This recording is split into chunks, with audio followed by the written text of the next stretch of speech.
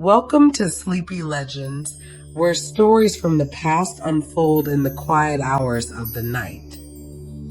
I'm so glad you're here.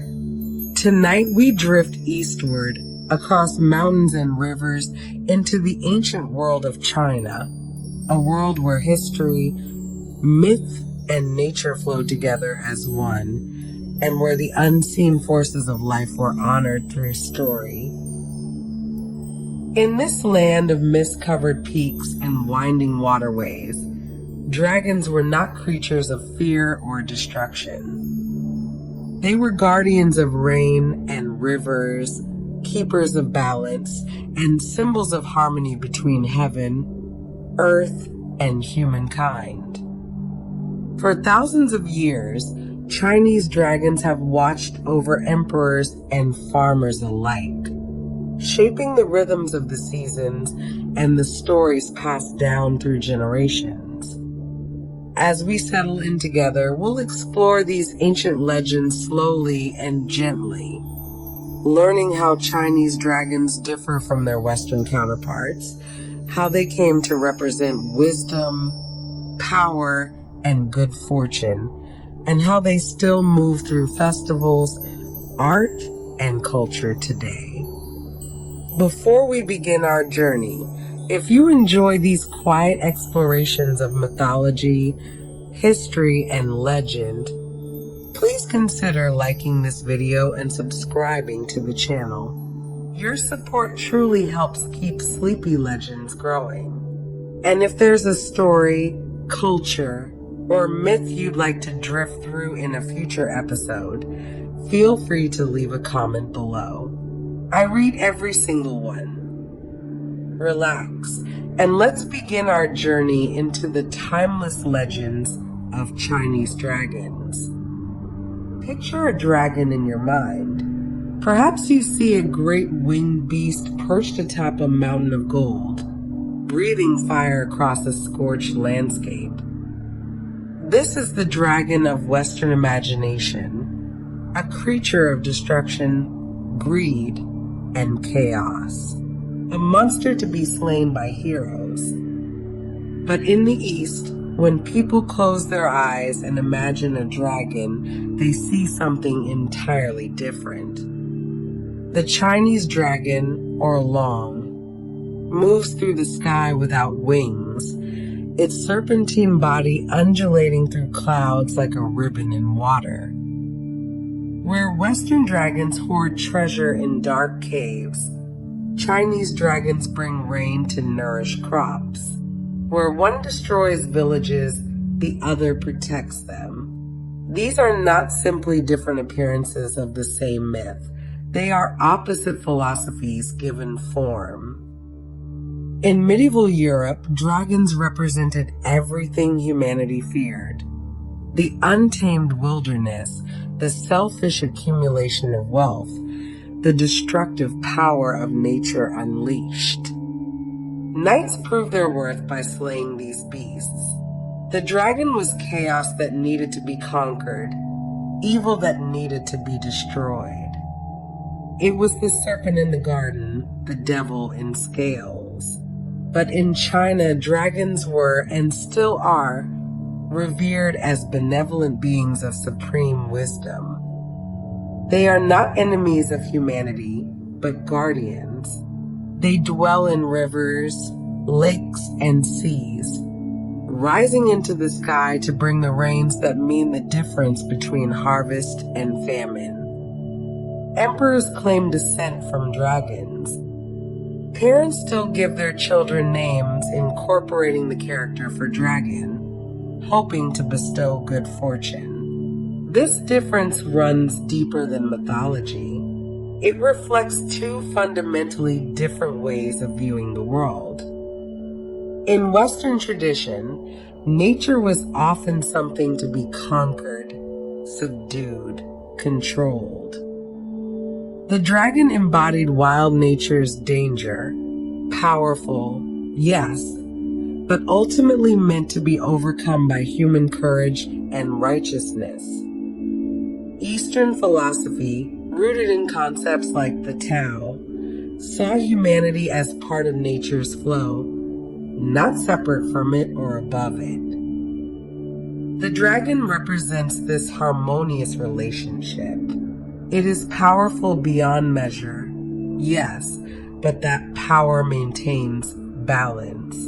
Dragons bring rain, but also hold it back when too much would flood the fields. They are wisdom itself, understanding the delicate equilibrium between earth and heaven, water and sky. Look at their very forms, and you see this philosophy embodied. The Western dragon's wings speak of conquest, of dominion over the sky taken by force. The Chinese dragon needs no wings. It simply is of the sky, moving through clouds as naturally as a fish through water. Its long, serpentine body echoes the flow of rivers, the movement of wind, the path of energy itself. In Chinese thought, the dragon represents yang, the masculine, active, sky-dwelling principle, balanced against the phoenix's yin. Together, they symbolize cosmic harmony, the eternal dance of complementary forces. A Western dragon hoards, a Chinese dragon bestows. One breathes fire to destroy, the other commands water to nourish. Even their wisdom differs. A Western dragon's intelligence made it more dangerous, cunning in its greed, clever in its cruelty. But a Chinese dragon's wisdom is enlightened, almost divine. It understands the cycles of seasons, the needs of the land, the prayers of farmers looking skyward. It is less a beast and more a celestial administrator, a keeper of natural law. Imagine a drought-stricken village. In a Western tale, a dragon might be the cause of such suffering, its fiery breath scorching the earth. Defeating it would bring salvation. But in a Chinese tale, the villagers would pray to the dragon, seeking its blessing.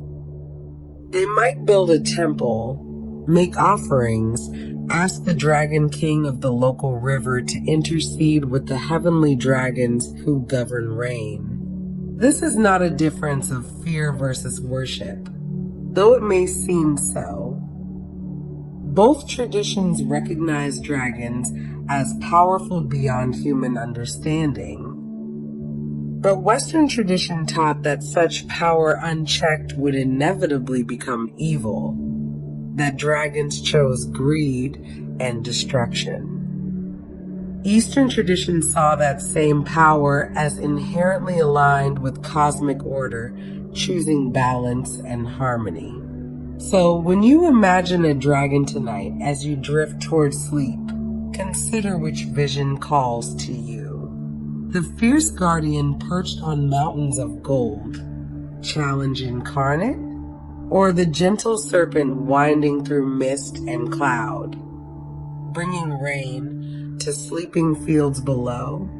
Both are dragons. Both are powerful beyond words. But one asks you to raise a sword, and the other asks you to trust in the turning of seasons, the falling of rain, the ancient wisdom of water and sky. When imagining a Chinese dragon, we are not picturing a single creature, but rather a living tapestry of symbols gathered from the natural world and woven together across centuries of belief.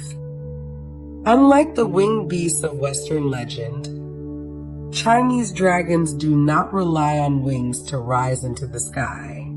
Instead, they glide effortlessly through air and cloud, as if the sky itself were water, and they were born to move within it. Their power is not one of force, but of harmony, an expression of balance between heaven, earth, and the flowing energies that connect them both.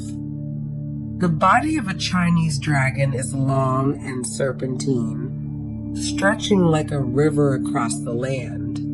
This shape is no accident. It mirrors the winding paths of rivers and mountain ranges, the curves of clouds drifting across the sky, and the slow, continuous movement of time itself.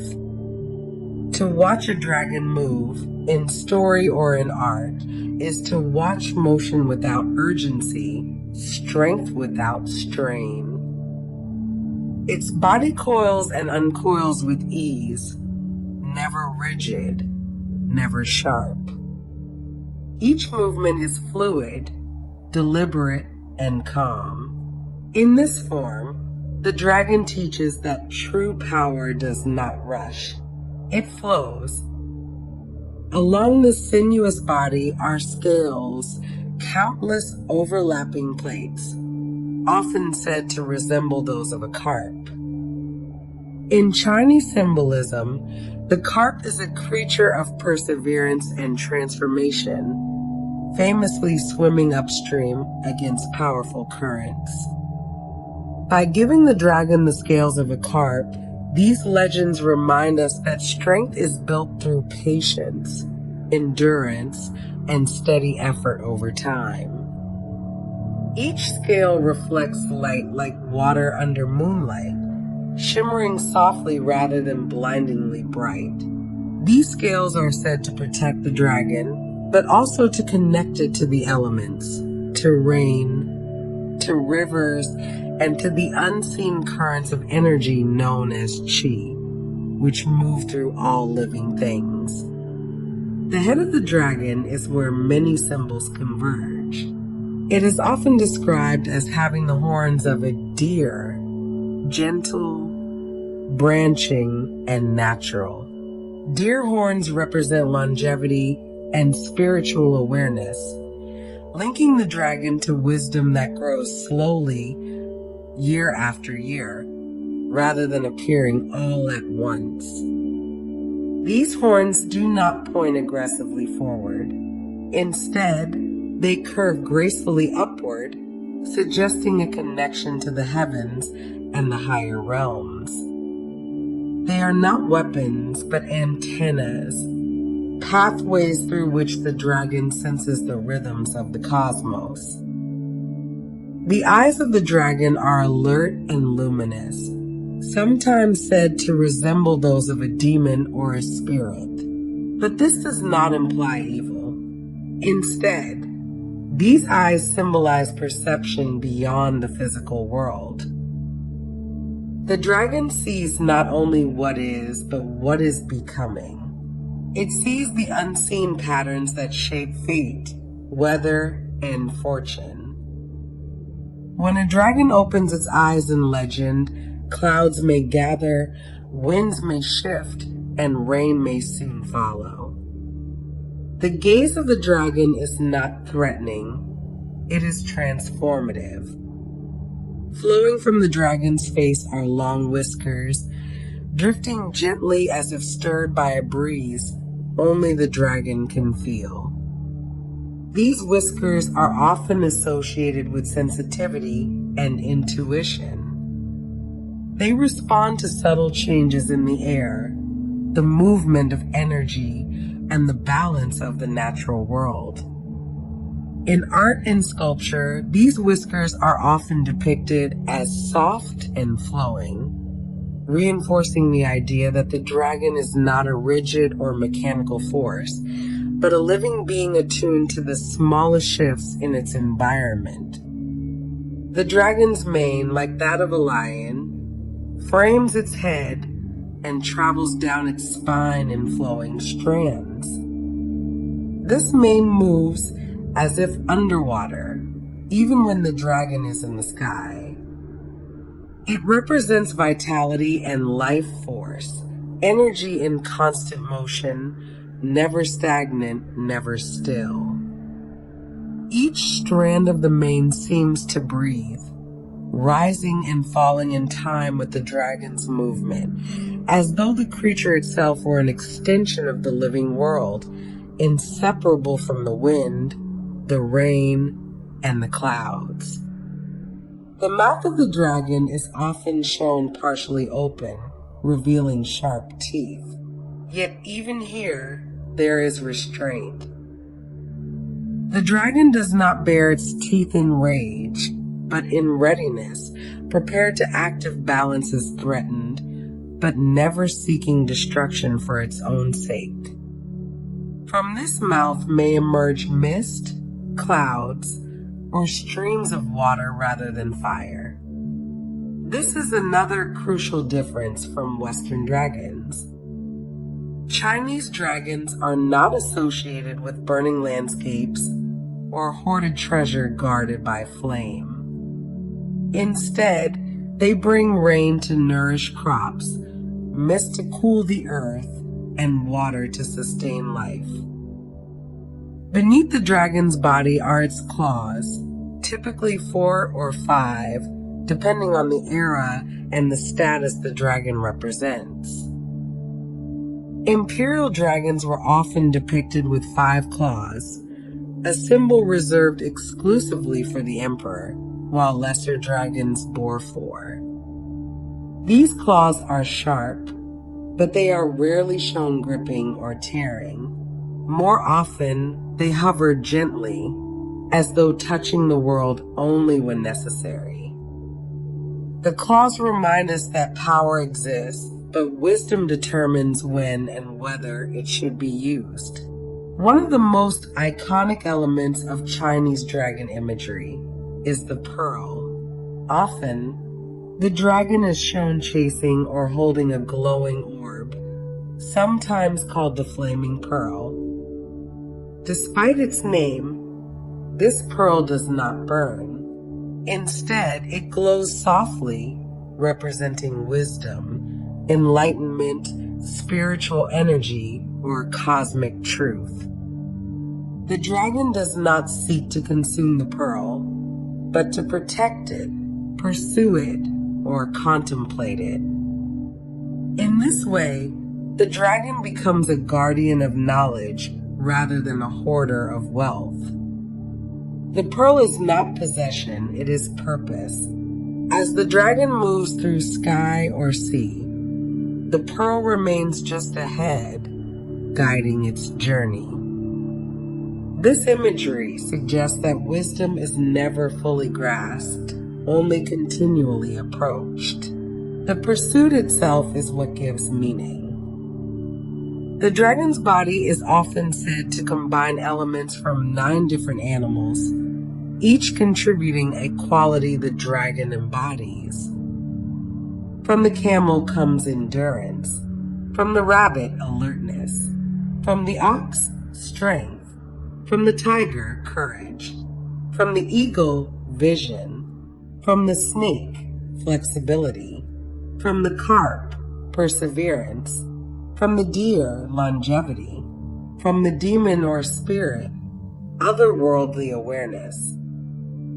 Together, these traits form a creature that is not defined by any single quality, but by balance among many.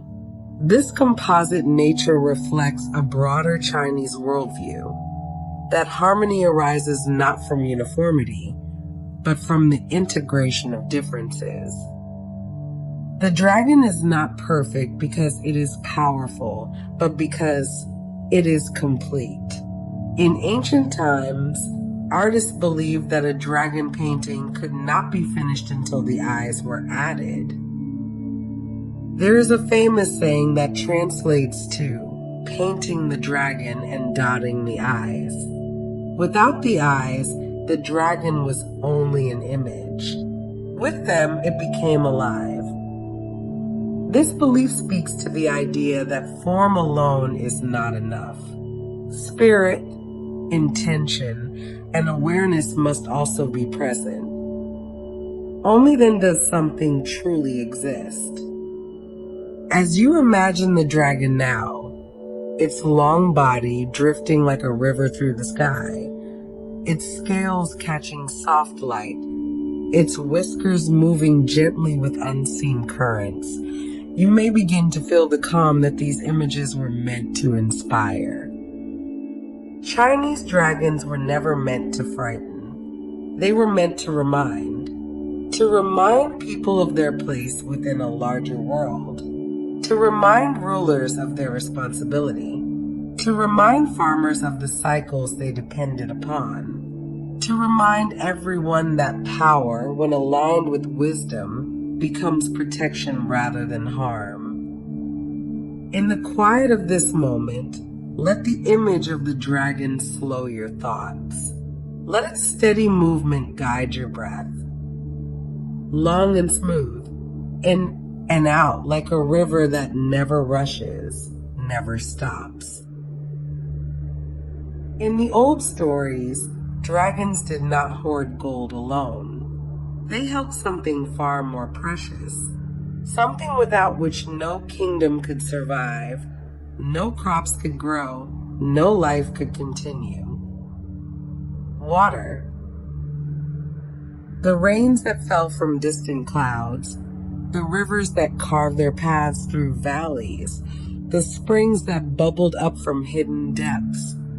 All of these were said to be under the dragon's dominion, not controlled through force, but guided, shepherded, released when the time was right and held back when the land needed rest. In ancient China, this belief ran as deep as the rivers themselves. Dragons were the bringers of rain. They lived in the waters, in lakes and rivers, in the ocean depths, in the dark pools at the bases of waterfalls. When storm clouds gathered and thunder rolled across the sky, people said the dragons were rising, their serpentine bodies coiling through the air, their breath becoming mist and rain. Farmers looked to the sky with hope and fear in equal measure. Too little rain, and the rice paddies would crack and dry, the crops would wither, hunger would settle over the land like a weight.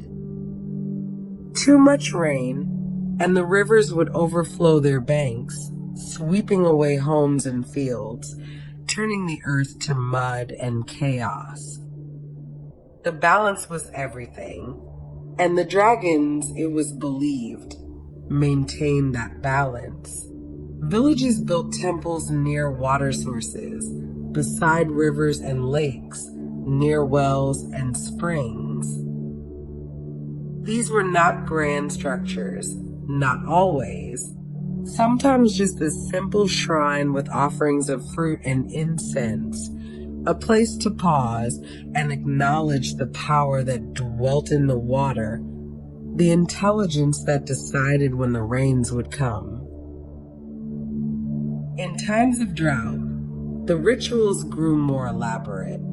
Priests would perform ceremonies lasting days, their chants rising and falling like waves, their movements slow and deliberate. They would burn specific combinations of herbs, create intricate patterns with colored sand, ring bells that were said to call to the dragons sleeping in their underwater palaces. The people would gather, bringing their own small offerings, a bowl of rice, fresh flowers, handwritten prayers on slips of paper that would be placed in the temple or floated on the water. Please, the prayers said, please bring the rain. Our fields are dry. Our children are thirsty. We remember you. We honor you. Please. And sometimes, often enough to keep the faith alive, the rains would come. Dark clouds gathering on the horizon, the first drops pattering on dust-dry ground, then the downpour, steady and thorough, soaking into the earth, filling the irrigation channels, bringing the green back to the rice shoots that had been turning brown at their edges. The people would stand in the rain and feel gratitude wash over them along with the water. The dragon had heard. The dragon had risen. The balance was being restored. But dragons did not only bring rain. They guarded the rivers themselves, the great flowing arteries that carried life through the landscape. Each major river was said to have its dragon, a spirit that knew every bend and rapid, every deep pool and shallow crossing, that maintained the river's health and ensured its waters remained pure enough to sustain the communities along its banks. Fishermen knew to offer respect before casting their nets. A small gesture, incense burned, a quiet word of thanks, acknowledging that what they took from the river was a gift, not a right. That the fish were the dragon's charges, and taking them carried responsibility. Those who lived beside rivers understood their moods. When the water ran clear and calm, the dragon was at peace. When it turned muddy and turbulent, something had disturbed the balance, too much cutting of trees upstream, perhaps, or pollution from careless human activity. The dragon's agitation was a warning, a sign that changes needed to be made. Springs were especially sacred. Water emerging from the earth, cold and pure, seemingly endless. This was surely a place where the barrier between the visible and invisible worlds grew thin, where the dragon's presence could be felt most directly. People would travel long distances to drink from certain springs, believing the water carried not just physical refreshment, but spiritual clarity, healing properties, blessings that would follow them home.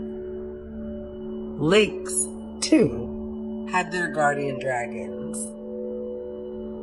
especially the deep lakes, the old lakes, bodies of water that had existed for thousands of years and would exist for thousands more. These waters held memories, people said. They held wisdom. To sit beside such a lake in the quiet hours, to watch the light change on its surface, to listen to the gentle lap of wavelets against the shore. This was a form of meditation, a way of attuning oneself to the dragon's timeless perspective. And then there were the ocean dragons. Vast beyond imagining, moving through depths no human could reach, controlling the great currents that circulated heat and nutrients around the world. Sailors knew these dragons by reputation, if not by sight. They knew that the ocean's moods, the sudden storms, the dead calms, the favorable winds that filled sails and carried ships safely to port, all flowed from dragon will. Some dragons controlled the tides, it was said. The daily rhythm of water rising and falling, responding to the moon's pull, but channeled and shaped by dragon presence. Coastal communities plan their lives around these rhythms, when to fish, when to gather shellfish from exposed rocks, when to launch boats, and when to secure them safely above the waterline. The seasonal cycles, too, bore the dragon's influence. The monsoons that brought half a year's rainfall in a few intense months. The spring melts that turned mountain streams into rushing torrents. The autumn rains that prepared the fields for winter rest. Each season had its dragon aspects, its particular manifestations of water in its many forms. This was spiritual ecology before the term existed, a way of understanding that humans were not separate from nature, but woven into it, dependent on forces larger than themselves, forces that required respect and reciprocity. The dragons asked for very little, really. Acknowledgement, Gratitude. Care for the waters and the lands that fed them. Don't poison the rivers. Don't destroy the forest that held the rain and released it slowly. Don't take more than you need. Don't forget that the water, like everything else, is borrowed, not owned. In return, the dragons would maintain the balance. The rains would come when they were needed. The rivers would flow. The springs would remain pure. Life would continue in its ancient patterns, waters cycling endlessly from ocean to cloud to rain to river to ocean again, with dragons moving through it all like breath through a body. Even now, in places where the old beliefs persist, you can find small offerings left beside water sources. Flowers floating on a pond's surface. Incense smoke drifting across a stream. A moment of silence before drawing water from a well. Small gestures. Quiet acknowledgments. The memory of dragons still keeping watch over the waters that give life to everything. The Chinese understanding of dragons is not simple. Where Western mythology often speaks of the dragon as a single concept, a monster, a challenge, a terror, Eastern tradition recognizes a vast and intricate hierarchy. Dragons occupy different realms, serve different purposes, hold different ranks in the cosmic order.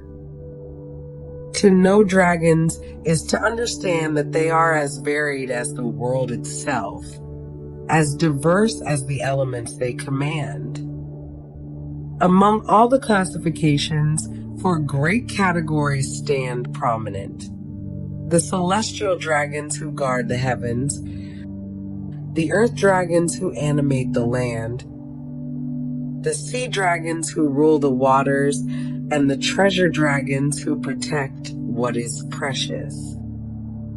Each type exists in its own realm, performs its own sacred duties, maintains its own relationship with humanity and the cosmos. Yet they are not separate. They are aspects of the same fundamental truth, the same divine principle expressed through different elements, different forms, different purposes. The celestial dragons, Tianlong, are the highest order, the most exalted, the closest to pure divinity. They do not touch the earth. They exist in the realm of pure heaven, swimming through clouds the way sea dragons swim through water, breathing mist and starlight, their scales reflecting the colors of sunset and dawn. These are the dragons of the Jade Emperor's court. They pull his chariot across the sky. They guard the palaces of heaven. Immense structures of jade and gold that float among the clouds. When celestial dragons move through the sky, entire weather systems shift. Their breath becomes the wind that blows across continents. Their movements create the patterns of clouds, the formation of storms, the clearing of skies after rain. In appearance, they shine with an inner radiance, scales of gold or silver or colors that have no earthly equivalent, manes flowing with auroral light. These dragons rarely descend. When they do, it signals change, the rise or fall of dynasties, the birth of emperors, moments when heaven must directly intervene in earthly affairs. Their relationship to humans is distant but profound. Celestial dragons represent aspiration, the eternal human longing to transcend earthly limitations. They are what the enlightened soul becomes, What awaits those who achieve perfect understanding and harmony with the Tao? They are the promise, the highest achievement, the perfection toward which all beings strive. Far below, deeply rooted in soil and stone, the earth dragons, Dilom, make their domain. These dragons know every mountain, every valley, every river and plain. They are the animating spirit of the land itself, the vital force that makes Earth more than mere dead matter. In ancient times, earth dragons carved the landscape. They dug the valleys with their claws. They pushed up mountains with their backs. The winding paths of rivers follow the routes earth dragons took as they moved through the land. These dragons are shorter than their celestial cousins, but massively powerful. Their scales are the colors of earth, browns and grays, deep greens like jade, rusty reds like iron ore. Earth dragons control the fertility of the land. Where they sleep, the soil grows rich. Their presence brings forth metals and gems, concentrating precious materials in the earth around them. But they also control earthquakes. When they shift in their sleep, the ground trembles. When they wake suddenly, mountains shake and valleys split. In Chinese geomancy, feng shui, earth dragons are fundamental. The flow of energy through the landscape is understood as the breath and movement of earth dragons. To build in harmony with the land is to build in harmony with these dragons. They represent endurance, patience, the slow but inexorable power of Earth itself. These dragons emerge from underground occasionally, usually in spring, and in their wake, plants grow with unusual vigor. Where Earth meets water, the sea dragons, Hailong, hold dominion. There are 4 great dragon kings, one for each of the 4 seas that border China in traditional cosmology. Each dragon king rules from an underwater palace of impossible splendor, halls of coral and pearl, lit by luminescent fish, staffed by water spirits who serve the dragon court. Sea dragons are longer and more sinuous than earth dragons, built for swimming. Their scales are blues and greens, silvers and whites, colors of water in all its moods. These dragons control rain, their most essential function, their greatest gift to humanity. When drought threatens, people pray to the dragon kings. The dragons, if pleased, if properly honored, send rain. They rise from the sea, ascend into the sky, and their presence transforms into clouds. But sea dragons also control floods. Too much rain is the dragon's doing as well. Sometimes punishment for disrespect, sometimes simply the natural result of cosmic cycles. In many stories, sea dragons interact directly with humans. They save drowning sailors.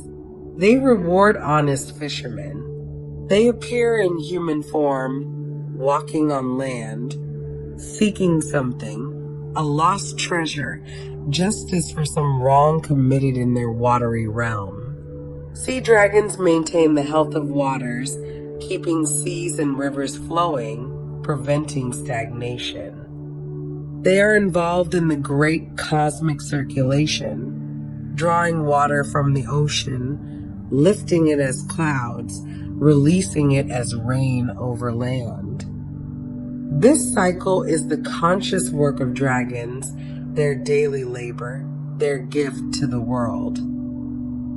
The fourth great category is the treasure dragons, Fuzanglong. These dragons guard what is precious, what is hidden, what must be protected. They dwell in hidden places, deep caves, ancient tombs, forgotten temples. They coil around their hoards, protective and vigilant, aware of every shift in air that might signal an intruder's approach. Treasure dragons guard literal treasure, gold, jade, pearls in quantities that could ransom kingdoms. But more often, they guard knowledge. Ancient texts containing wisdom too dangerous for casual seekers. Secrets of immortality, of transformation, of power that could corrupt those unready to wield it. These dragons are smaller than other types, more compact. Their scales are often golden or bronze, colors associated with precious metals. Their eyes are especially keen, able to detect illusions, able to judge the worth and character of anyone who approaches. The relationship between treasure dragons and humans is complex. A greedy person approaching a dragon's hoard will find only death. But a pure heart, someone seeking not wealth but wisdom, someone approaching with proper respect, such a person might be granted access. The dragon might even offer gifts, becoming a guardian rather than an enemy. Between these four great categories exists a subtle harmony, a balance that maintains the world's functioning. The celestial dragons maintain heaven's order. The earth dragons maintain terrestrial stability. The sea dragons maintain the water cycle. The treasure dragons maintain proper guardianship. Together, they represent the complete cosmology of Chinese thought. Heaven and earth, water and treasure, the spiritual and material realms in perfect balance. The classifications teach that the world is not simple, not reducible to single causes. They teach that different forces operate in different realms, that complexity is built into reality itself. The celestial dragons remind humans to look upward, to aspire. The earth dragons remind humans to respect the land. The sea dragons remind humans of their dependence on forces they cannot control. The treasure dragons remind humans that not everything should be possessed, that some knowledge requires worthiness. And on quiet nights, all four types move through consciousness. The celestial dragon swims overhead through fields of stars. The earth dragon shifts beneath, a slow-breathing presence in the deep. The sea dragon rises and falls with distant tides. The treasure dragon stands guard in some inner chamber of the soul, protecting what is most precious. They watch, they wait, they guard, and in their watching, existence itself continues, moment by moment, into the infinite mystery of tomorrow. Beneath the waves, in places where sunlight fades to blue twilight and then to darkness, there exist kingdoms of impossible beauty.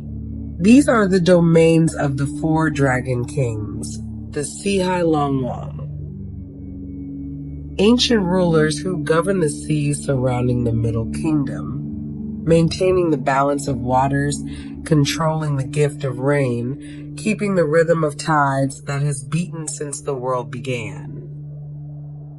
Each king rules from a palace built of living ocean. structures that grew rather than were constructed, shaped by centuries of slow accumulation and careful magic.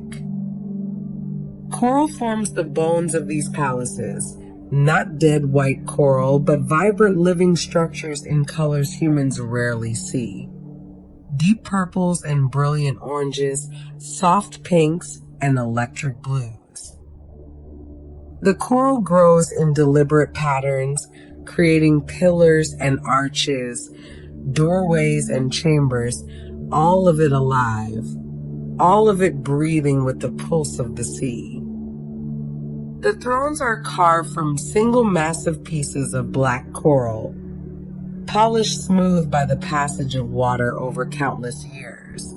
Each throne rises from the ocean floor like a natural formation, organic and elegant, with armrests shaped by the grain of the coral itself, backs that curve and spiral in patterns that echo nautilus shells and breaking waves. When a dragon king sits upon his throne, the coral responds, growing slightly warmer, glowing faintly from within, as if recognizing the presence of its master.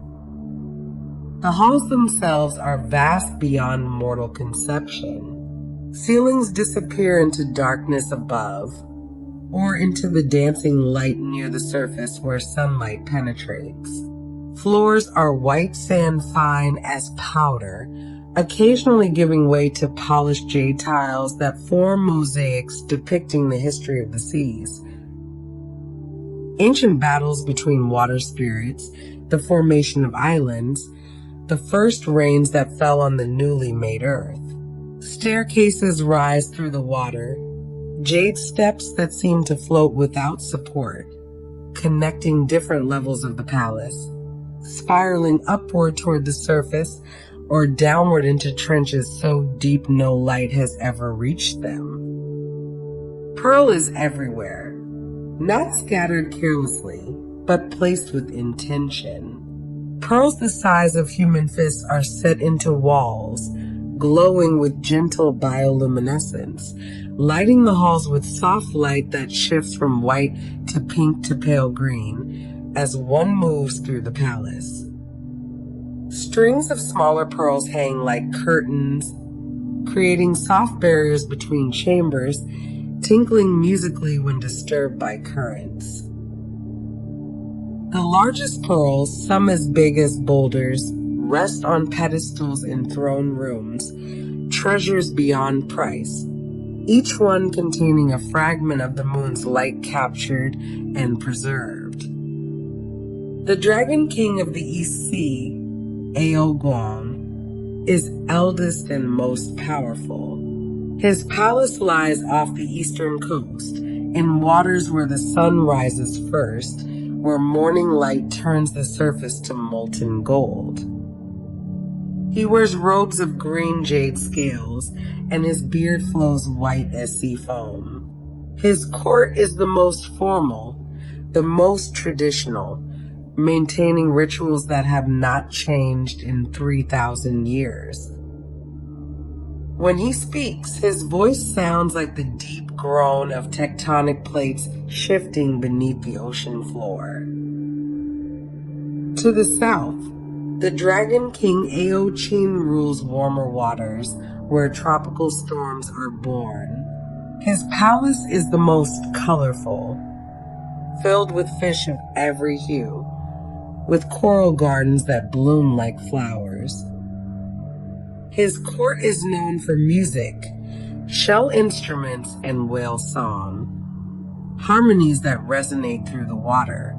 He controls the summer monsoons, the heavy rains that bring both life and destruction. In the west, Ao Run governs waters that grow dark early, where sunset stains the sea red and purple. His palace is built in deeper waters, favoring shadows and quiet.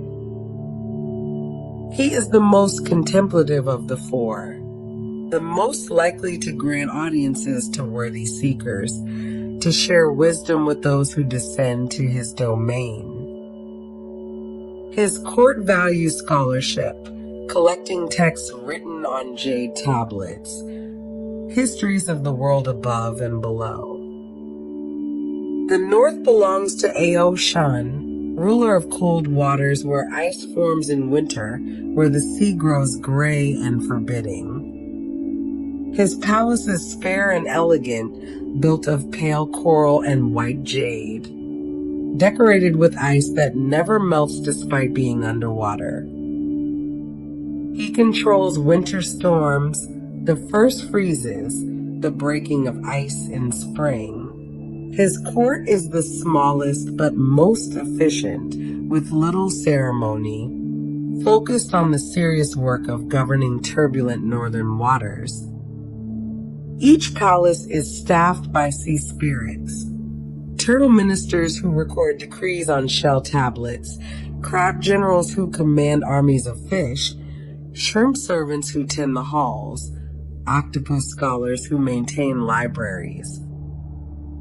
Merfolk serve as ambassadors, able to move between the underwater courts and the surface world. Dolphins carry messages between the four palaces, swimming thousands of miles to deliver the words of one king to another.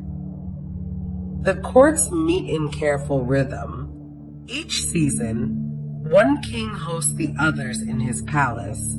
They gather to discuss the distribution of rain, the strength of tides, the health of the seas. They coordinate their efforts, ensuring that no region receives too much or too little, that the balance is maintained. These meetings are formal affairs, with prescribed greetings and rituals, with offerings of rare pearls and unusual fish, with pronouncements that echo through the water and are felt on distant shores as subtle shifts in current and temperature. The Dragon Kings are not distant from human affairs. They hear prayers. They receive offerings thrown into the sea by sailors and fishermen. They occasionally intervene, calming storms that threaten ships, guiding lost vessels to shore, revealing fishing grounds to the desperate and deserving. But they also punish. Disrespect to the sea, pollution, greed. These things anger the Dragon Kings, and their anger manifests as typhoons and tidal waves, as droughts when rain is withheld. In their underwater kingdoms, time moves differently. A day in the dragon palaces might equal a week on the surface, or an hour, or a year. Those few humans who have visited, heroes on quests, immortals seeking wisdom, occasionally a lost soul who stumbled into magic, return changed, carrying memories of beauty beyond description, of silence that is not empty but full, of darkness that comforts rather than frightens. The four Dragon Kings maintain more than water. They maintain an idea that power should serve, that strength carries responsibility, that rulership means care for all within one's domain. In their coral thrones and pearl halls, in their jade courts beneath the waves, they embody governance as it should be.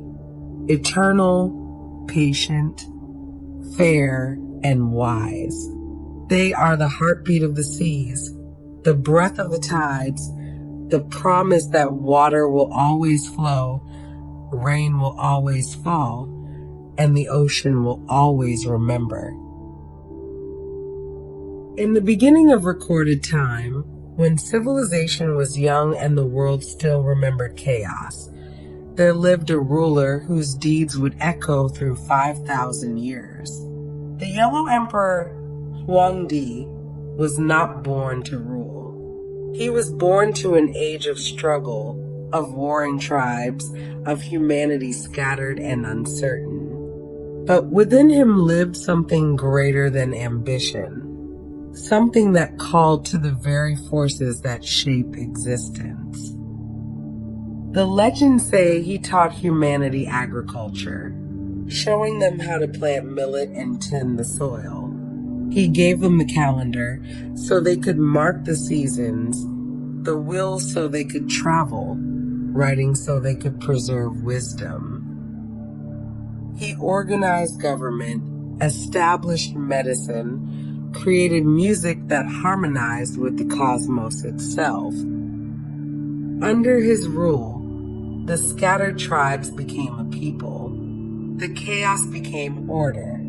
The uncertain became clear. But Huangdi was still mortal. His body aged as all bodies age. His hair turned white. His hands, which had wielded swords against chaos and held brushes to write the first laws, began to tremble with the weight of years. He had ruled for 100 years, some texts say.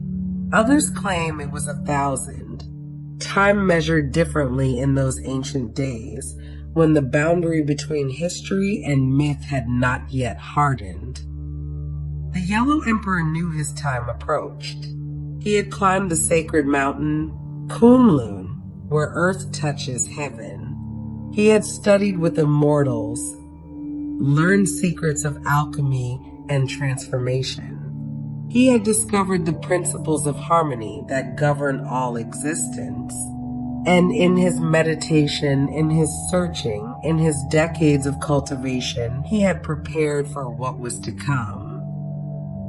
On the appointed day, the texts say it was bright and clear, the sky impossibly blue. Something changed in the air. The people of the kingdom felt it first as a vibration, a hum that seemed to come from everywhere and nowhere. Then the clouds began to gather, but not in the way clouds normally form. These moved with purpose, swirling in patterns, creating shapes. And from those shapes, descending through layers of mist and light, came the dragon. It was gold. Its scales caught the sunlight and multiplied it, creating a radiance that made observers shield their eyes. Its body stretched across the sky, serpentine and elegant, moving through air as smoothly as fish move through water. Its whiskers trailed behind it like silk banners. Its eyes held the depth of ancient wisdom, the clarity of perfect understanding.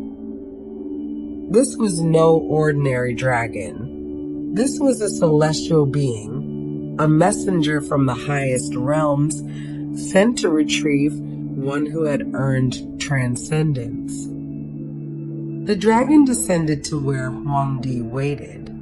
The emperor stood calm, robed in yellow, the color of earth, of center, of balance. He had no fear. He had been expecting this. Around him, his ministers and advisors and the people he had ruled wept, knowing they were about to lose their greatest leader. But Huangdi smiled. He understood what they could not yet grasp, that this was not an ending but a transformation. The dragon lowered its great head. Huangdi approached and placed his hand upon the dragon's brow, a gesture of greeting, of recognition, of mutual respect. Then, with a grace that belied his aged body, he climbed upon the dragon's back, settling between the flowing mane and the ridge of scales. His ministers rushed forward, some 70 of them, unwilling to be separated from their emperor, grasped the dragon's whiskers, its tail, any part they could reach, desperate to follow. The dragon began to rise, slowly at first, giving those on the ground time to witness, to remember, to understand the significance of this moment. The Yellow Emperor sat straight upon the dragon's back, looking down at the kingdom he had built, the people he had guided from chaos to civilization. His expression was peaceful. He raised one hand in blessing, in farewell, in promise that what he had begun would continue. Higher the dragon climbed, carrying the emperor toward the realm of immortals. Some of the ministers who had grasped the dragon's whiskers lost their grip and fell, but gently, floating down like leaves, unharmed by the dragon's grace. Others held tight and disappeared into the clouds with their master. The people on the ground watched until the golden form became a speck, then a glimmer, then merged with the sunlight itself and was gone. But the Yellow Emperor had not left entirely. In ascending with the dragon, he had become something more than mortal, more than emperor. He had joined the ranks of the immortals, the celestial administrators who guide the world from beyond. He had transformed from earthly ruler to divine presence, from temporal power to eternal influence. The dragon was not merely transportation. The dragon was the visible manifestation of Huangdi's own cultivated spirit, the perfected essence of his life's work, the accumulated virtue and wisdom given form. In Chinese understanding, the dragon and the emperor were not separate. They were two expressions of the same truth. The emperor had become dragon. The dragon had always been emperor. The ascension was not a journey but a revelation, showing what had always been true beneath the surface of mortal form. This legend establishes the deepest connection between dragons and rightful rule. It teaches that true authority comes not from force, but from cultivation, from harmony with cosmic principles, from service to people and adherence to the way of heaven. It teaches that mortality is not the end for those who live correctly, who rule justly, who align themselves with the eternal patterns. Every emperor after Huangdi claimed this connection. The dragon became the symbol of imperial authority because of this founding legend. Dragon robes, dragon thrones, dragon imagery in palaces.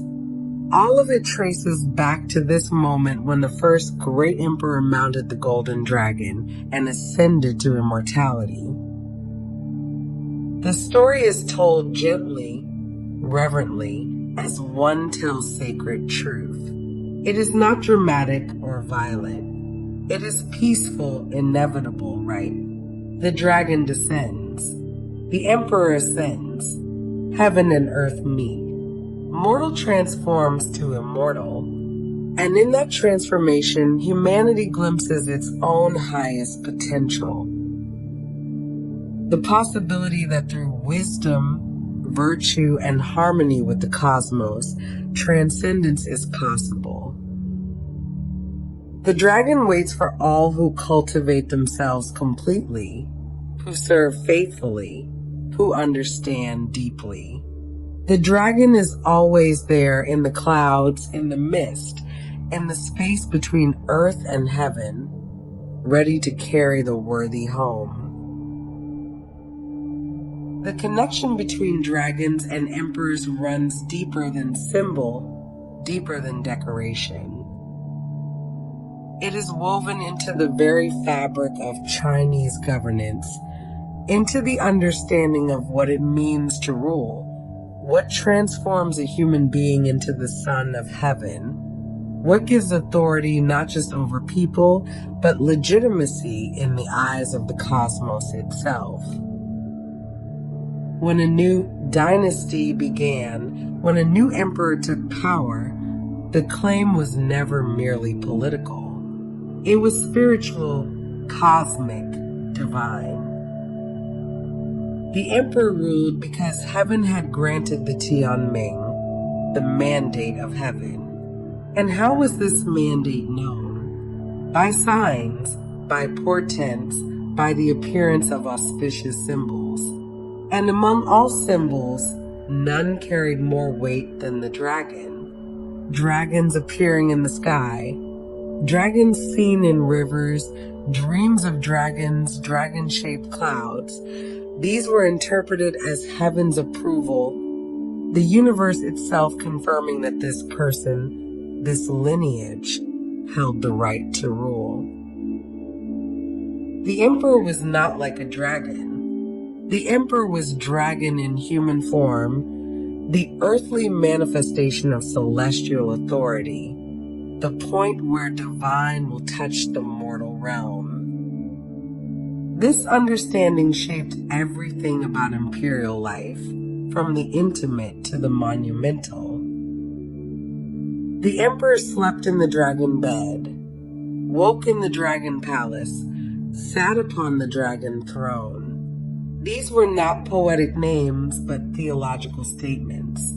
The throne itself was a masterwork of symbolism, carved with 9 dragons, the number of ultimate yang, ultimate masculine power. The dragons coiled around the throne's frame, ascended its back, their heads turned toward where the emperor would sit, as if recognizing their earthly embodiment. The throne was often gilded, covered in gold leaf, positioned so that the emperor sat facing south, the direction of light, of warmth, of yang energy. Behind the throne, screens displayed more dragons among clouds, establishing the visual connection between the seated ruler and the celestial realm.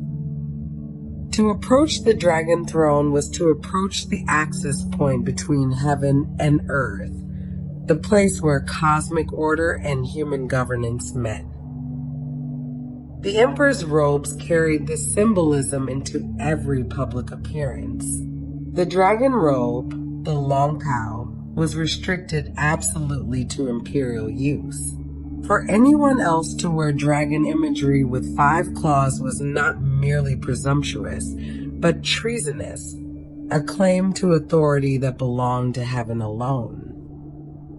The robes were yellow, the color of earth and center, embroidered with dragons in gold and silver thread. 9 dragons typically arranged in careful positions on the chest, the back, the shoulders, moving across silk as if swimming through fabric. These dragons held pearls, chased clouds, moved through waves at the robe's hem. Every element had meaning. The waves represented the 4 seas surrounding China. The mountains rising from the waves represented the earth's stability. The clouds represented heaven's blessing. And the dragons moving through all of it represented the emperor's role as mediator, as the one who harmonized heaven, earth, and sea, who maintained balance between all realms. The Forbidden City itself was a dragon-made architectural.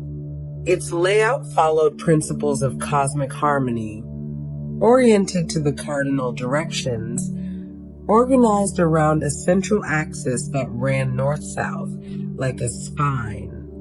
The palaces were named with dragon references. The Hall of Supreme Harmony where the dragon throne sat, the Palace of Heavenly Purity where the emperor resided. Even the walkways had significance. The central path, raised slightly higher than the side paths, was the imperial way, reserved for the emperor's use, sometimes called the dragon path.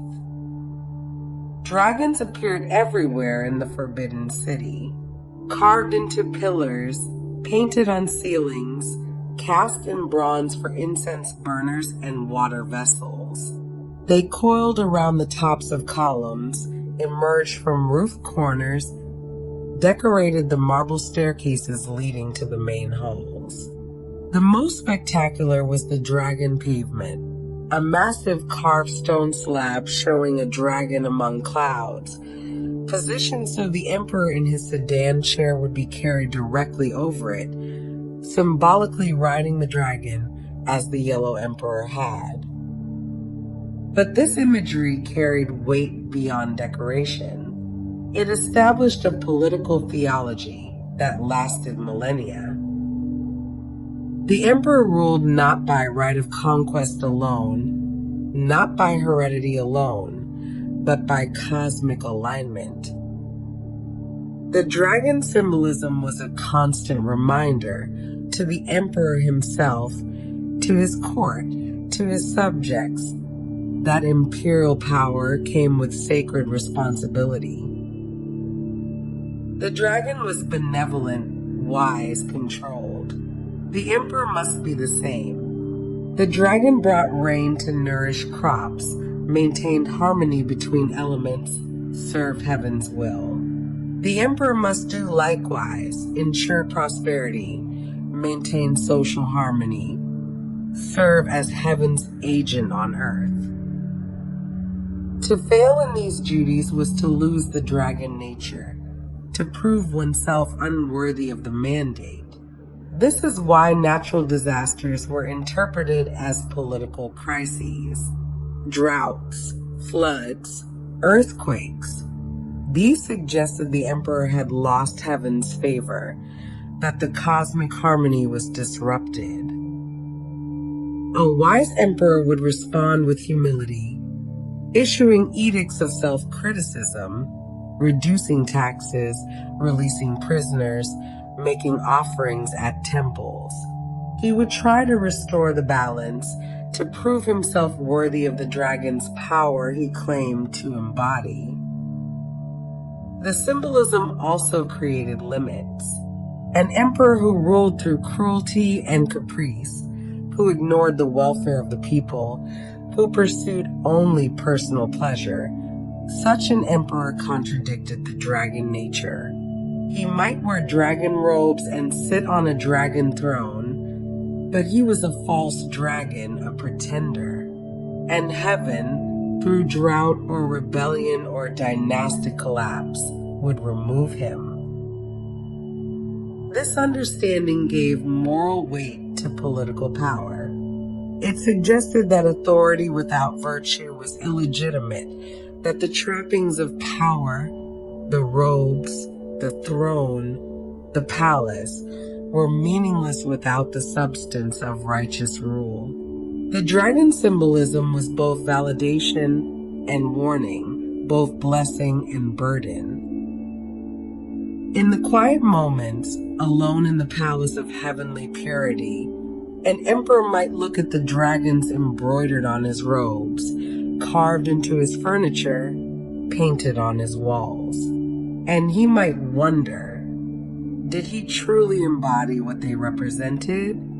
Had he maintained harmony? Had he served heaven's will? Had he earned the mandate or merely inherited it? The dragons stared back with their penetrating eyes, seeing truth, judging character, waiting to see if this particular human truly deserved to wear their image. The dragon and the emperor, intertwined for thousands of years, created a vision of rulership as sacred duty, power as cosmic responsibility, governance as the maintenance of universal harmony. It elevated politics to spirituality, made statecraft into theology, transformed the throne room into a temple. And though dynasties rose and fell, though emperors succeeded and failed, the dragon remained, eternal symbol of what rule should be, what power should mean, what authority should serve. The dragon on the throne of the dragon, the emperor and the divine beast united in purpose, in symbol, in the endless effort to bring heaven's order to the earth below.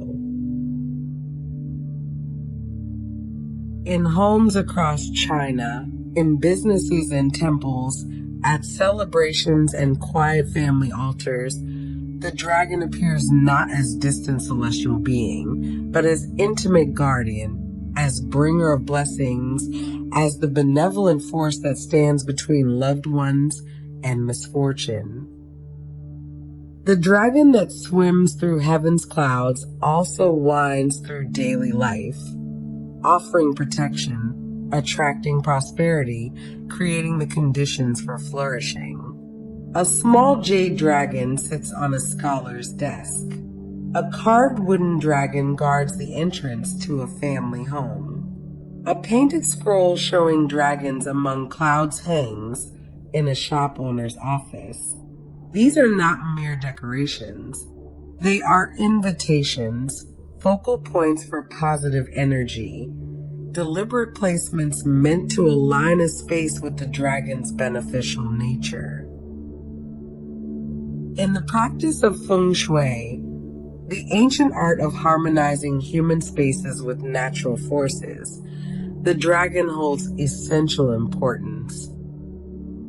The ideal home or business sits in the embrace of dragon and tiger, with dragon energy on the left bringing growth and prosperity, tiger energy on the right providing stability and protection. But the dragon must be honored correctly, positioned with care, approached with proper understanding. Water draws the dragon. A fountain placed to the left of an entrance, a fish pond in the eastern part of a garden, even a bowl of fresh water changed daily. These invite dragon energy into a space. The dragon governs water, moves through it, transforms it into rain and blessing. Where water flows cleanly and clearly, dragons gather. Where water stagnates or grows foul, dragons depart, taking their blessings with them. The eastern direction belongs to the dragon, associated with spring, with new growth, with the rising sun. To place dragon imagery in the east sector of a home or office activates this energy, calling forth the qualities of renewal and expansion. A dragon facing east looks toward the dawn, toward beginnings, toward the constant possibility of transformation and improvement. But placement alone is not enough. The dragon must be treated with respect. A dusty dragon, a broken dragon, a dragon carelessly tossed in a drawer. These bring no blessing. The dragon image must be kept clean, honored, positioned where it can see the room, participate in the space. Some families burn incense before their dragon statues on auspicious days. Others place fresh flowers nearby or small offerings of fruit, acknowledging the presence they've invited into their homes. For businesses, the dragon promises growth and success. A dragon with a pearl, symbol of wisdom and wealth, is especially favored in offices and shops. The dragon's upward movement, its ascending nature, mirrors the desired trajectory of profit and reputation. Shop owners position dragons near cash registers, in reception areas, anywhere deals are made and money changes hands. The dragon's presence suggests abundance, suggests the flow of prosperity, suggests that heaven smiles upon this enterprise. The dragon protects children with particular care. Infant clothing embroidered with small dragons, children's hats with dragon designs, bedroom decorations showing friendly, stylized dragons. These are common gifts, expressing hope that the child will grow strong, intelligent, successful. The dragon's wisdom protects young minds. The dragon's strength protects young bodies. The dragon's benevolence ensures the child will be favored by fortune. Boys especially receive dragon imagery, though this is changing. Traditionally, The dragon represented masculine energy, young principle, the qualities parents hoped sons would embody. But the dragon's wisdom, its harmony-seeking nature, its balance, these transcend gender. The dragon protects all children, guards all who are vulnerable, shelters all who seek its care. Stories tell of dragons intervening to protect the innocent. A child wanders near a dangerous river, and suddenly the water seems to form a barrier, preventing the child from going farther, the river dragon acting as guardian. A family's home is spared when fire sweeps through a village, and later someone remembers the small dragon statue that sat in the main room, kept polished and honored. Coincidence or dragon protection manifesting in the physical world? These stories are told quietly, shared between neighbors, passed through families. They are not dramatic or spectacular. They are gentle affirmations that care and respect directed toward dragon symbolism returns as care and protection from the forces those symbols represent. The dragon guards those who honor it, blesses those who remember it, protects those who believe. During festivals, dragon imagery multiplies. Dragon lanterns light the darkness. Dragon dances fill the streets with movement and noise, the long dragon costume weaving through crowds, bringing blessings to every home it passes. To have the dragon dance pause at your door, to offer tea or oranges to the performers, to receive the dragon's attention even symbolically. This ensures good fortune for the coming year. New businesses hold opening ceremonies where dragon dances are performed, the dragon moving through the new space, blessing it with movement and energy.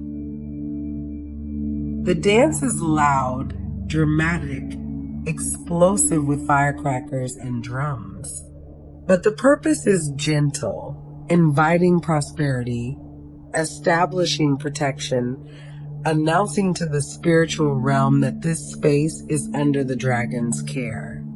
In homes, the dragon's protection works quietly. A family notices they seem to avoid illness when others fall sick. Their children succeed in school. Small opportunities appear, a helpful neighbor, an unexpected windfall, a problem that resolves itself. Are these the dragon's doing?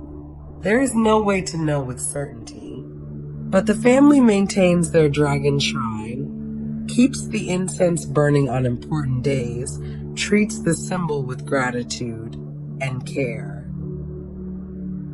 The dragon's blessing is not magical thinking, but practical spirituality. By honoring the dragon, one remembers to honor principles the dragon represents: wisdom in decisions, harmony in relationships, generosity toward others, patience with difficulties. One remembers to keep spaces clean and orderly, as befits a place where dragons might dwell. One remembers to maintain flow, to avoid stagnation, to embrace change and growth. The dragon image becomes a mirror, reflecting back the effort put into creating a fortunate life. Treat the dragon well, and one treats one's life well. Respect the dragon's nature, and one cultivates those same qualities in oneself. The protection and prosperity the dragon brings might be the natural result of living according to dragon wisdom. Balanced, harmonious, attentive to the flow of energy through space and time. And sometimes in moments of quiet reflection, sitting near a dragon statue while incense smoke curls upward, one might feel something. Not dramatic, not overwhelming. Just a sense of being watched over, of not being alone, of benevolent attention from forces larger and older than human worry. The dragon's eyes, whether carved in jade or painted on silk, seem to hold steady reassurance. The dragon has seen dynasties rise and fall. It has watched civilizations bloom and fade. And through it all, the dragon has remembered its purpose to protect, to bless, to bring the rain that nourishes, to maintain the harmony that allows life to flourish. The dragon's presence, invited, honored, maintained, creates an atmosphere where fortune finds fertile ground, where protection surrounds the vulnerable, where prosperity flows like water finding its natural course toward the sea. The drums begin before dawn. Their rhythm pulses through still morning air, deep and resonant, calling the dragon awake. Soon the streets will fill with color and movement, with the ancient celebration that connects this day to thousands of years of history, this community to countless others across the Chinese world. The dragon is coming. The dragon is always coming, carried on the shoulders of dancers, brought to life by human devotion and ancestral memory. The Dragon Boat Festival arrives on the 5th day of the 5th lunar month, when summer heat builds and rivers run swift with mountain snowmelt. The festival honors Chu Yuan, the poet-statesman who drowned himself in the Miluo River centuries ago, but it honors dragons too. The boats themselves are dragons, long wooden vessels with carved dragon heads at the prow, dragon tails rising at the stern, painted in brilliant reds and golds and greens. Teams of paddlers sit in rows, synchronized in their movements, pulling their oars through water in perfect rhythm to the drummer who sits at the boat's heart. The dragon boat moves like a living thing, cutting through water with purpose and grace. Dozens of boats race, their dragon heads bobbing, their crews shouting, the shores lined with spectators cheering for their village, their team, their dragon. But beneath the competition lives something older. The racing wakes the river dragons, honors them, asks their blessing on the waters. The boats are offerings, the paddling is prayer. The race is ritual disguised as sport. And when the race is finished, when winners are celebrated and losers consoled, people throw rice dumplings wrapped in bamboo leaves into the water. Gifts to the river dragons, thanks for safe passage, requests for protection in the year ahead. When Lunar New Year approaches, dragon dances multiply across the land. The dragon costume is a marvel of craft and coordination, a long fabric body supported by poles, requiring a dozen or more dancers to bring it to life. The head is massive, ornate, with bulging eyes that roll, a mouth that opens and closes, operated by the lead dancer who guides the dragon's movements. The dragon weaves through streets, undulating like waves, rising and falling, twisting and turning. It chases a pearl held on a stick by a dancer who leads the dragon onward. The eternal pursuit made kinetic and joyful. Drums thunder. Cymbals crash. The dragon moves faster, slower, leaps, crouches, seems almost to swim through air. Children shriek with delight. Elders nod approval. The dragon brings blessings to every door it passes. The dance is exhausting work. Dancers rotate positions, the most skilled taking turns at the head, others supporting the long body, all moving in coordination so the dragon appears seamless, singular, alive.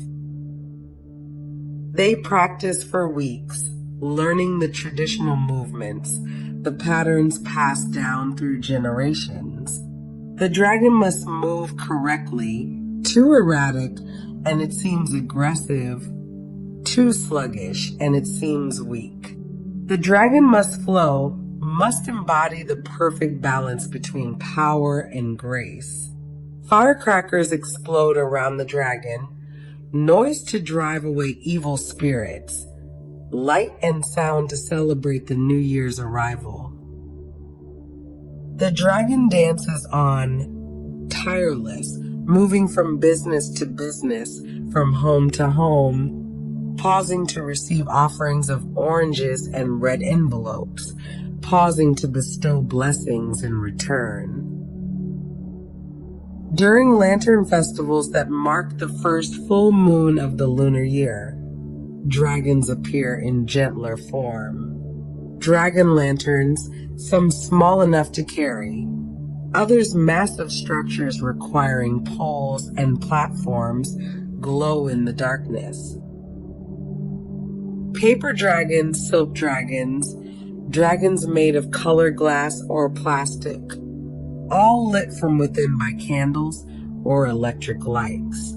They process through streets in glowing parade, accompanied by lanterns shaped like fish and flowers, phoenixes and rabbits, creating a river of light that flows through the night. Children carry small dragon lanterns, delighted by their fierce faces rendered harmless and beautiful by soft illumination. Families walk together, following the lantern procession, celebrating the end of New Year festivities, honoring the fullness of the moon and the dragons who swim through heaven's night sky like these lanterns float through earthly darkness. In temples throughout the year, quieter ceremonies honor dragons. Priests burn incense before dragon statues, recite prayers for rain during droughts, offer thanks after good harvests. These rituals follow ancient prescriptions, specific incense, specific words, specific offerings placed in specific arrangements. The temple dragon sits serene, wrapped in incense smoke, receiving devotions that connect this moment to centuries of identical moments. This prayer to infinite prayers, this offering to the accumulated offerings of generations. During droughts, communities gather at temples to petition the dragon kings for rain. The ceremony might last days, with continuous prayer, with processions carrying dragon images through parched fields, with offerings of the best food the struggling community can spare. And when rain finally comes, as it always does eventually, there is another ceremony, gratitude expressed through ritual, recognition that the dragons heard, the dragons responded, the dragons fulfilled their ancient compact with humanity. These festivals and ceremonies create continuity. Grandparents who participated as children now watch grandchildren dance beneath dragon costumes, carry dragon lanterns, eat special foods prepared only during dragon festivals. The traditions adapt slightly. Modern materials, electric lights instead of candles, recorded music alongside traditional drums. But the essence remains unchanged. The dragon is renewed through celebration. Each festival, each ceremony, each ritual offering reinforces the dragon's presence in cultural consciousness, keeps alive the understanding of dragons not as extinct creatures, or pure mythology, but as living forces, spiritual realities, beneficial beings who participate in human life when properly honored.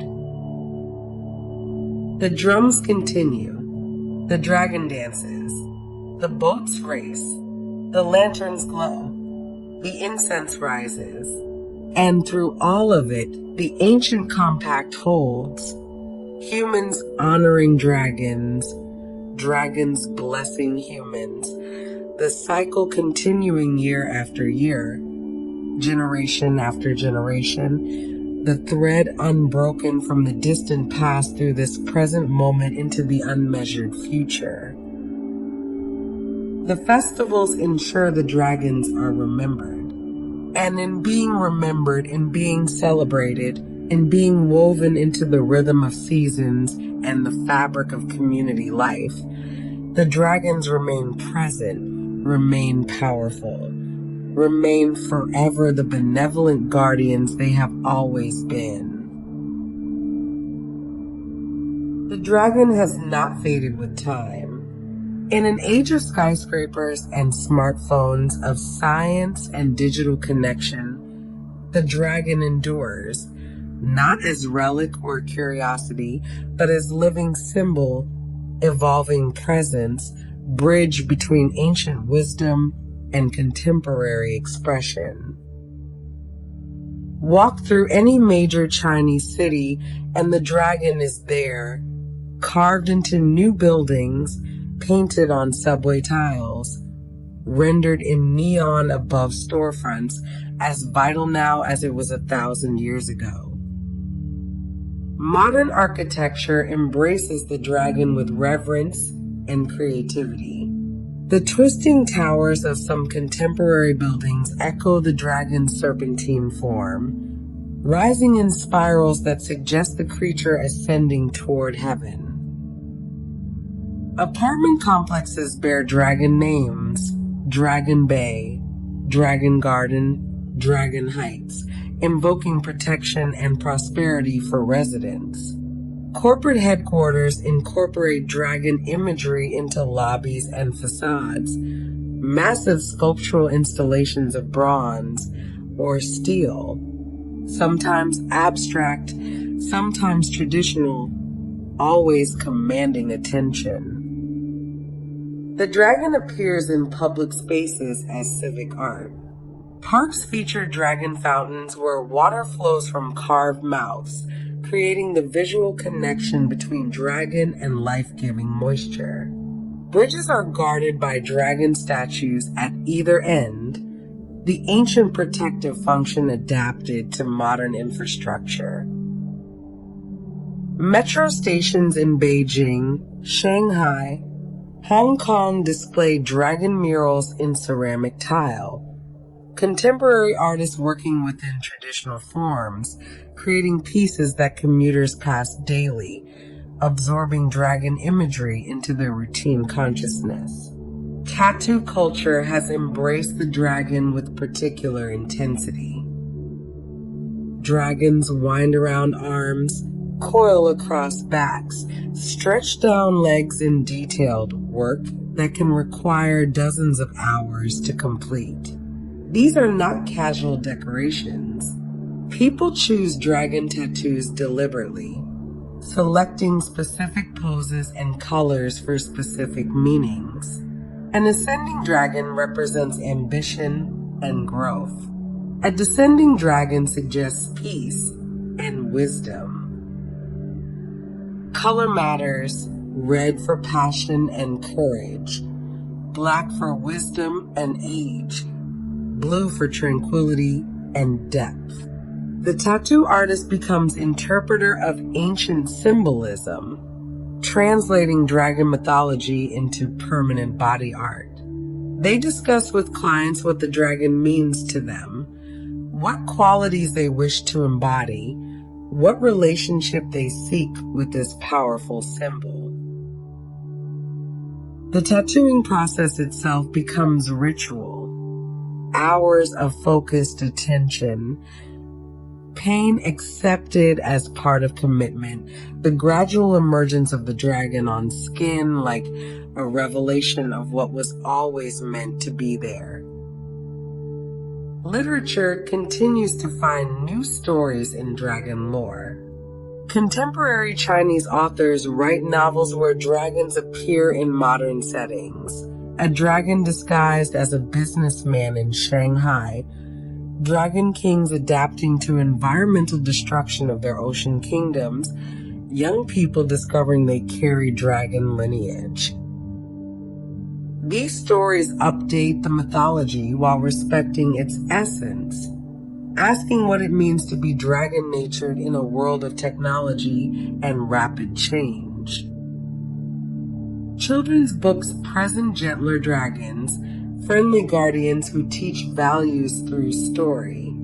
These dragons are less fearsome than traditional depictions, designed to comfort rather than awe. But they carry the same fundamental message. Dragons are benevolent. Dragons are wise. Dragons protect and guide and bless. Animation and film have brought dragons to global audiences with unprecedented visual power. Studios render dragons in stunning digital detail, scales that catch light individually, movement that captures the impossible grace of the creature, eyes that hold depth and intelligence. These dragons fly through fantastical landscapes, participate in epic narratives, introduce viewers worldwide to concepts rooted in Chinese tradition. The dragon as ally rather than enemy, as symbol of natural harmony rather than destructive chaos. Some films treat dragons with deep cultural respect, consulting scholars to ensure accurate representation of mythology and symbolism. Others take creative liberty, blending Eastern and Western dragon concepts, creating hybrid visions that speak to global audiences. Both approaches extend the dragon's reach, making it familiar to people who never encountered Chinese philosophy or mythology through traditional channels. The dragon has become shorthand for Chinese culture itself in international contexts. Corporate logos for Chinese companies often incorporate dragon elements. Cultural festivals abroad use dragon imagery to signal Chinese heritage and community. The dragon represents China to the world, not the whole of Chinese civilization, which is far too complex and vast for any single symbol, but a recognizable, powerful, generally positive representation.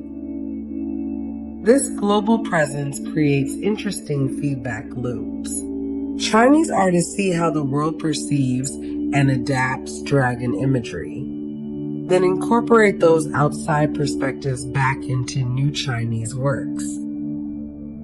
The dragon evolves through this exchange, accumulating new meanings while retaining ancient ones, becoming more universal while remaining distinctly Chinese. Digital art and design have given dragons new forms. Dragons appear in video games as allies, mounts, spirits that grant power to players. They populate virtual worlds, sometimes interactive, responding to player choices, creating personalized relationships between player and dragon. These digital dragons introduce younger generations to dragon mythology through media they understand intuitively, creating continuity through transformation. Social media spreads dragon art globally and instantly. An artist in Taipei creates a digital painting of a dragon among clouds. Within hours, it's shared across continents, inspiring other artists, appearing on phone wallpapers, generating conversations about technique and symbolism. The dragon's image multiplies infinitely. appearing in contexts unimaginable to ancient artists who carved dragons into jade or painted them on silk. Yet something essential remains unchanged. Whether carved in stone on a temple built 500 years ago or rendered in pixels on a screen today, the dragon represents the same principles: harmony, wisdom, power tempered by benevolence, connection between earthly and divine. The medium changes. The technology evolves. The cultural context shifts. But the dragon persists, recognizable across centuries, carrying forward meanings that still resonate, still matter, still speak to something fundamental in human experience. The dragon adapts because the dragon represents principles that don't age. Harmony is needed now as much as ever. Wisdom is still precious. The balance between power and gentleness remains essential. The hope that benevolent forces watch over us, that nature can be ally rather than adversary, that transformation is possible. These aren't outdated concepts. They're timeless human needs, and the dragon continues to embody them. In quiet moments, a person might pause before a dragon mural in a subway station, or glance at a dragon tattoo on their arm, or watch a few seconds of an animated dragon in flight.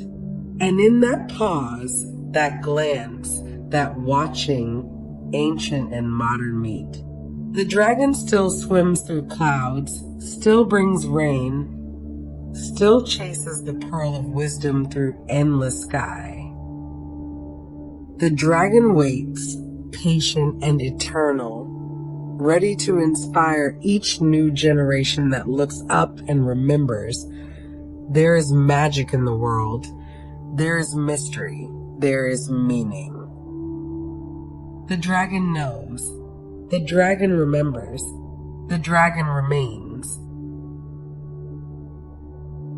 Beyond the festivals and the legends, beyond the imperial robes and the temple carvings, the dragon teaches. Not through words or commandments, not through texts or sermons, but through its very nature, through what it is and how it exists. To contemplate the dragon is to receive instruction in the deepest principles of Taoist and Buddhist philosophy. Lessons that settle not in the thinking mind, but in the quiet spaces where true understanding lives. The dragon teaches balance first and always. It embodies both yin and yang, though primarily yang in expression. It dwells in water yet soars through air. It is of earth yet belongs to heaven. It possesses ultimate power yet chooses gentleness. These are not contradictions, but harmonies. Demonstrations that apparent opposites are actually complementary. Two aspects of one whole dancing together in eternal partnership. Watch how the dragon moves, the constant undulation, the flowing curves, the refusal of straight lines and rigid forms. This is the movement of the Tao itself, the way that cannot be named but only followed. The dragon never forces, never resists.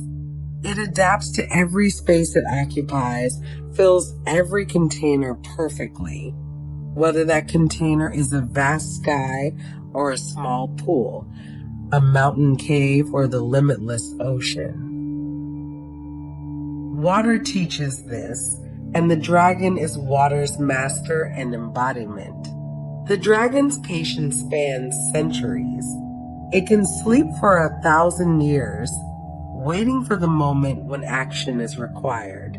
It does not hurry. It does not fret about time passing.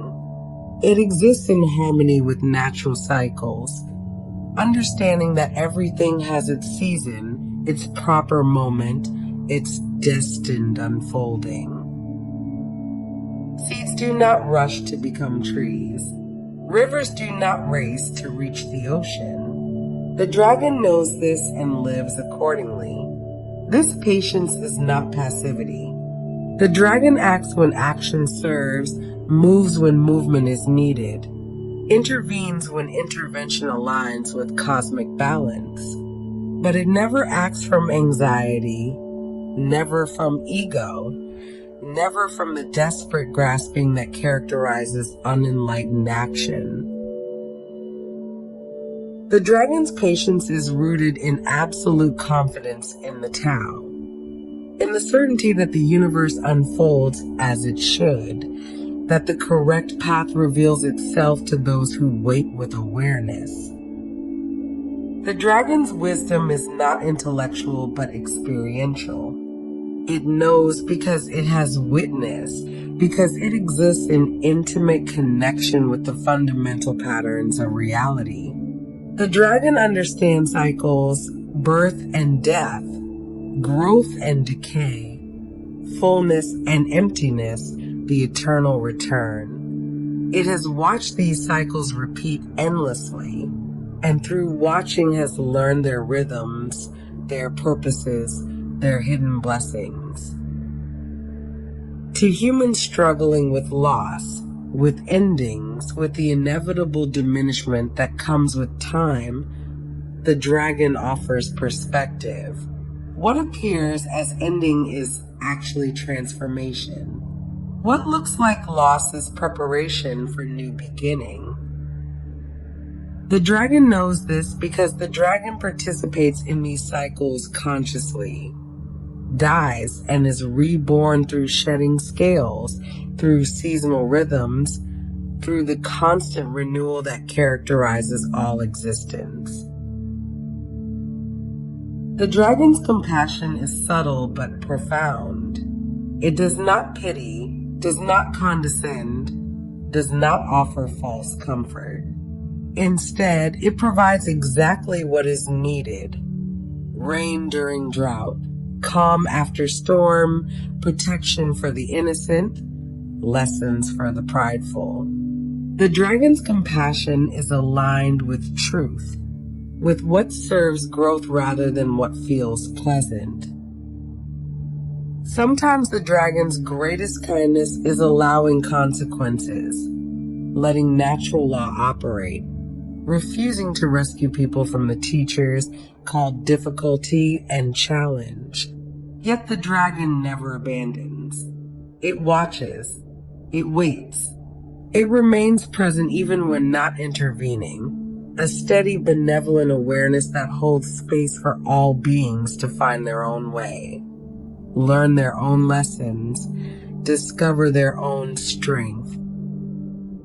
This is the compassion of the enlightened, neither interfering nor indifferent, but holding perfect presence while allowing freedom. Within each person, philosophical traditions suggest, lives a dragon. This inner dragon is not metaphor, but reality. The vital energy that animates flesh, the consciousness that observes thoughts, the wisdom that emerges in moments of clarity. To cultivate this inner dragon is the work of spiritual development, the purpose of meditation and practice, and ethical living. The inner dragon strengthens through proper breath, deep breathing, conscious breathing, breath that flows smoothly from belly to chest and back again in continuous cycle. This feeds the dragon, gives it energy, allows it to grow from small flickering presence to mighty force. The breath is the dragon's movement within the body, wind and mist and rain condensed into life force. The inner dragon requires stillness to fully emerge. In the chaos of constant activity, constant thought, constant distraction, the dragon remains hidden, potential rather than actual. But in meditation, in quiet sitting, in the deliberate cultivation of inner silence, the dragon stirs. It begins to move through the body's energy channels, clearing blockages, establishing flow, creating the conditions for vitality and clarity and peace. To align with the inner dragon is to align with one's truest nature, not the constructed self of social roles and defensive patterns, not the ego identity that clings and grasps and fears, but the fundamental awareness that exists prior to thought, the consciousness that simply is eternal and unshakable. This is the dragon nature, present, powerful, peaceful, perfectly content to exist without need for validation or achievement or anything beyond its own being. The dragon teaches that seeking is already finding, that the pearl of wisdom you chase is already held within, that enlightenment is not distant achievement, but present recognition. Look for the dragon in distant heaven, and you miss the dragon moving with each breath. Search for wisdom in ancient texts, and you overlook the wisdom speaking through your own deepest knowing. The dragon's teaching is ultimately wordless. It is transmitted through presence, through the quality of attention you bring to each moment, through the willingness to be still and sense the energy moving through you, around you as you. The dragon is the flow itself, the awareness itself, the peace that underlies all experience when you stop resisting what is and allow yourself to simply be. As sleep approaches, as the boundary between waking and dreaming softens, the inner dragon becomes more perceptible. The mental chatter quiets. The body's tension releases. The breath deepens and slows. And in that transition, that liminal space, you might sense it. The serpentine movement of energy through your form, the gentle power coiled at the base of the spine, the wisdom that needs no words waiting patiently for your recognition. The dragon sleeps but never disappears. It rests but remains aware. It dwells in darkness yet carries light. It is the deepest part of you, the part that connects to everything, the part that knows without knowing how it knows. Trust the dragon. Follow the dragon. Become the dragon. Not through effort, but through surrender. Not through striving, but through allowing. Not through adding anything, but through recognizing what has always been present. Waiting in stillness. Breathing in rhythm with your breath, flowing with the Tao through the eternal now. And so we come to the end of our journey through the realm of Chinese dragons. These ancient beings, serpentine and wise, powerful and gentle, dwelling in heaven and earth and sea, have shared their stories with us tonight. From the differences between Eastern and Western dragons, through their sacred physical forms, across their classifications and kingdoms, into their legends and festivals, their modern presence, and their timeless spiritual teachings, we have walked together through centuries of mythology and meaning. Thank you for being here. Thank you for listening, for allowing these stories to accompany you toward rest, for trusting sleepy legends to be part of your nighttime ritual. Every listen, every moment you spend with these tales means the world. This community we're building together, people across the globe seeking calm, seeking stories, seeking that gentle bridge between waking and sleeping, is something truly special. The dragons have one final gift to offer tonight. permission to rest completely. You have heard their wisdom. You have witnessed their grace. You have learned their lessons. Now let them guard your sleep. Let the celestial dragons watch from above, their presence a blessing on the darkness. Let the earth dragon support you from below, solid and stable and safe. Let the sea dragons bring the rhythm of waves to your breathing, gentle and constant. Let the treasure dragons protect what is precious, your rest, your peace, your replenishment. If you enjoyed this episode, if the dragon spoke to something within you, please consider leaving a like.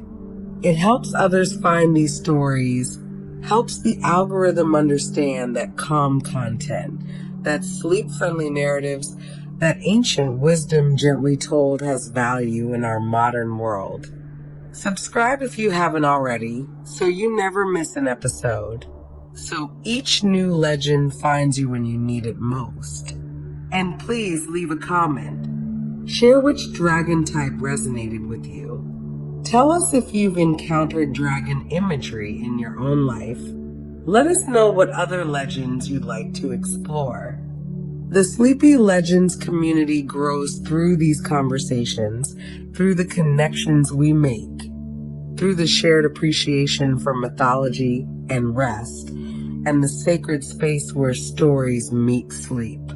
There are many more episodes waiting for you. Other legends, other cultures, other mythologies from around the world, all told in this same gentle way, all designed to accompany you peacefully into dreams.